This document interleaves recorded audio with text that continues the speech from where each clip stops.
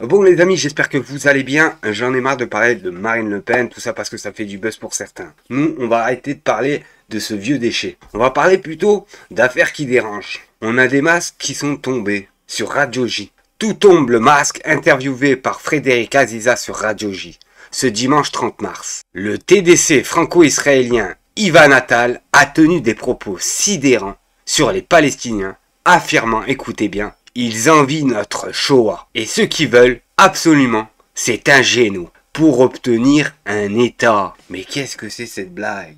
On peut tout dire sur ces chaînes de propagande, mais vraiment on peut tout dire. On a un pays qui s'est fait anéantir, je rappelle plus de 50 000 civils morts dans la bande de Gaza, mais ces personnes-là peuvent se permettre de dire ils le voulaient bien. C'est gravissime. On regarde la vidéo et on fait une petite réaction. Depuis 1948, je veux en revenir au génocide. Depuis 1948, les Palestiniens, ce peuple palestinien s'est construit en miroir de l'État d'Israël. Et qu'ils ont voulu se réapproprier notre histoire. Ils ont envie d'être nous. Même notre Shoah, ils nous l'envient. Ils veulent... Incroyable, mais vraiment, c'est sidérant. Franchement, c'est sidérant d'écouter ça.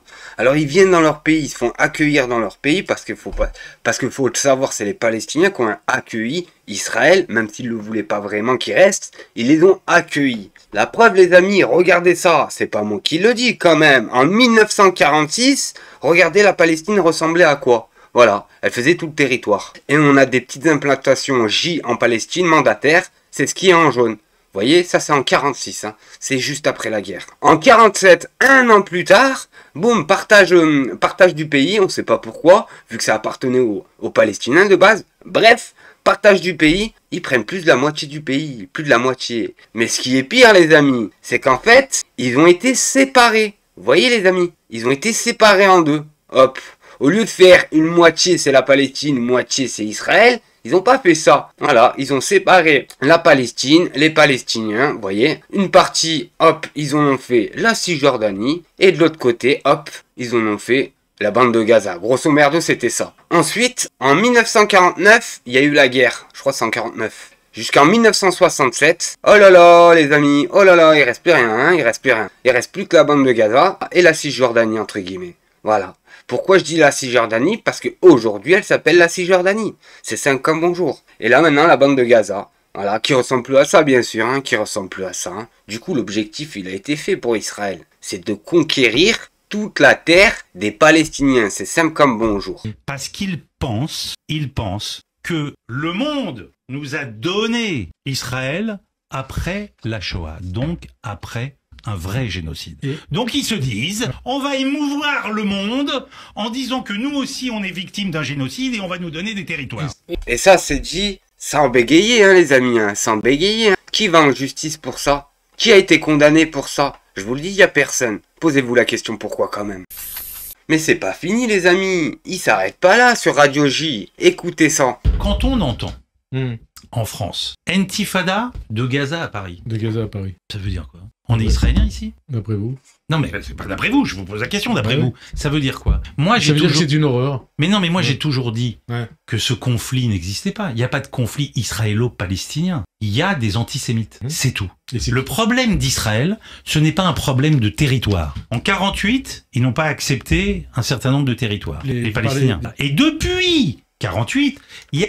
Les Palestiniens, c'est bizarre. Bah, normal, hein, vous volez leur terre. Vous volez leur terre, c'est normal qu'ils sont bizarres, hein. Imaginez-vous une seconde, les amis. Du jour au lendemain, les Russes viennent en France. Commencent à venir chez vous. Tout vous prendre, mais vraiment tout vous prendre. Vous finissez en slip dans la forêt avec rien du tout. Vous pensez bien que vous n'allez pas les aimer. Ce qui est logique. Il y a eu un nombre de propositions, d'offres et certaines dangereuses pour Israël. Les Israéliens étaient prêts à concéder des choses. Ça n'a jamais été accepté. Allez, c'est moi finir. Oui, je vais finir. Oui. Ce que je veux dire par là, c'est donc que ça ne les intéresse pas. Ça ne les intéresse pas d'avoir un territoire.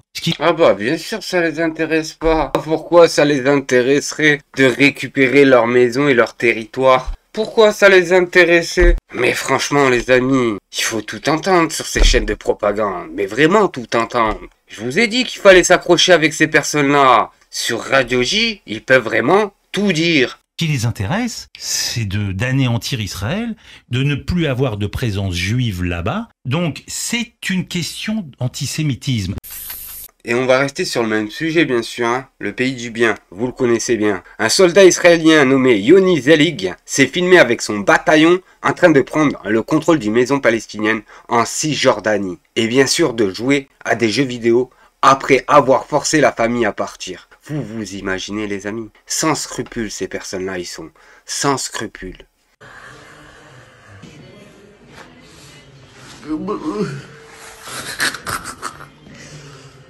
Et là, on va se tourner vers le chef des voyous. J'ai nommé Benjamin Netanyahou. Oui, celui-là.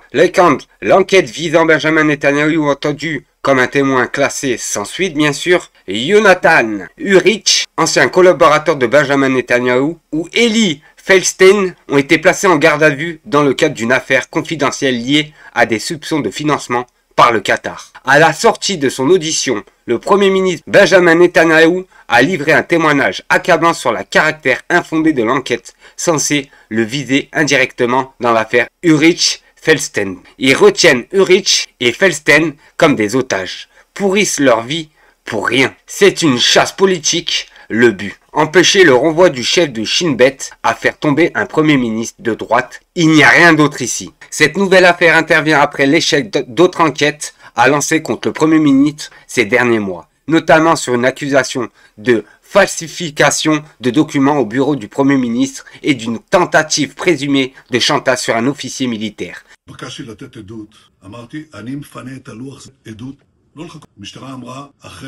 שעה. נגמרו להם, לקחו שעה וחצי, אמרתי, תראו לי משהו. ולא היה להם שום דבר להראות. זאת אומרת, הבנתי כמה. והם מחזיקים את יונתן אוריך, פשוט מחזיקים אותם מרעירים להם את החיים, על כלום ושום דבר. זה ציד פוליטי למטרה אחת. דורים של רק כאילו אין פה שום דבר. וגם להביא להפלתו של עמי העימה פוליטית, ציד פוליטי, זה מה שום שנתבקשתי לתת עדות. Et là, on va se tourner vers CNews. Vous allez voir une scène hallucinante. Il y a un mariage qui tourne au drame à Lyon, avec des tirs festifs de mortier et à balles réelles qui ont incendié un balcon. Et on a Jean Messia qui explique. Pouvez-vous me dire quel genre de famille se marie comme ça en France? Encore une nouvelle fois, vous l'aurez bien compris, on vise encore une nouvelle fois les musulmans. Soit le marié et son témoin, pour l'instant l'enquête est en cours, mais malgré tout, quel que soit l'auteur, on est dans une régression de l'autorité et de ce que dit d'ailleurs le président Macron, une forme de décivilisation aussi avec ses agissements, ces comportements qui se produisent assez régulièrement malheureusement. C'est tout à fait vrai, mais qui se marie comme ça?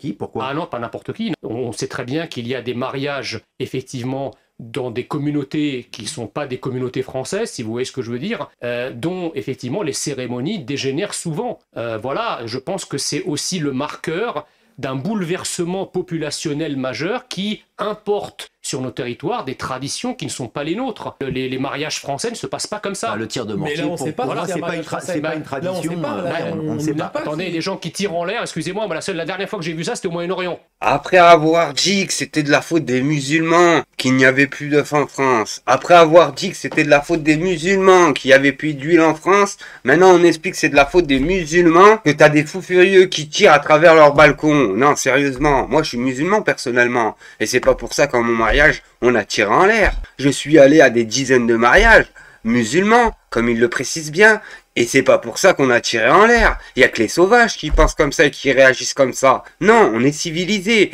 Qu'on soit musulman, qu'on soit non musulman, un minimum. C'est soit t'as été éduqué avec les cochons, soit t'as été éduqué avec les sauvages. Mais c'est pas possible de faire ça. Et il faut arrêter de viser toujours la même communauté. Ça a rien à voir de religieux. C'est juste des fous furieux, tout simplement.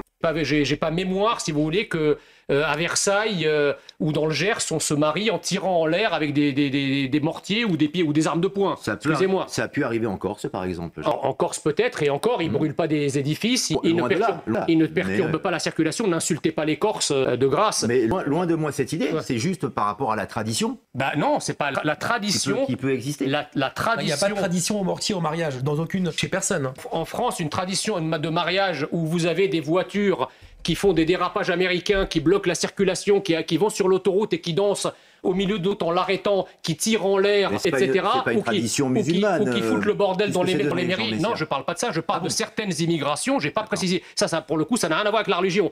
J'ai dit certaines immigrations importent avec elles des cultures qui sont respectables en soi, mais qui ne sont pas les nôtres. Non, je suis désolé, tu te trompes une nouvelle fois. Tu te trompes une nouvelle fois. Ces personnes ont été éduquées avec des cochons et des sauvageons, tout simplement. C'est l'éducation qui fait ça. Si tes parents t'ont inculqué et éduqué correctement, tu ne fais pas ça à ton mariage ou tu ne fais pas ça à d'autres mariages où tu as été invité. C'est simple comme bonjour. Là, c'est des personnes, des jeunes stupides, je pense bien, qu'on tirait à travers leur balcon. Non, mais sérieusement, ça a quoi à voir avec l'immigration? Vous comprenez? C'est ça le problème. C'est que moi, je ne stigmatise pas, je n'ai rien contre les autres cultures. J'ai beaucoup moi-même voyagé et j'ai vécu dans des pays de l'autre côté de la Méditerranée dont j'apprécie les us et les coutumes. J'ai pas de problème avec ça. Je dis juste que de la même manière que lorsqu'on va à l'étranger, on respecte les us et les coutumes étrangères, les Français sont en droit dans leur pays d'appeler à ce qu'on respecte leur culture et leur identité. C'est simple.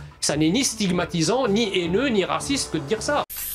Et on va finir avec Emmanuel Macron, qui se fait insulter à Saint-Denis, sale voleur, président des riches, corrompu. Emmanuel Macron hué et pas très aimé en France. Et ensuite, vous croirez la propagande des médias qui vous diront Emmanuel Macron remonte dans les sondages. Bref, on nous a pris pour des imbéciles.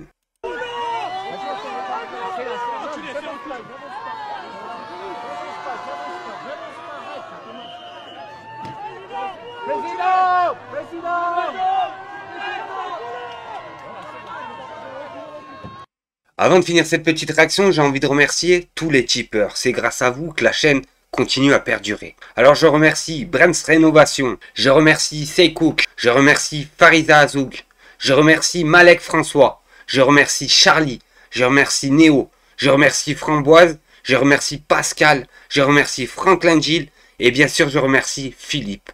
Merci à vous 10, ça fait extrêmement plaisir du soutien. Sur ce les amis, à la prochaine vidéo.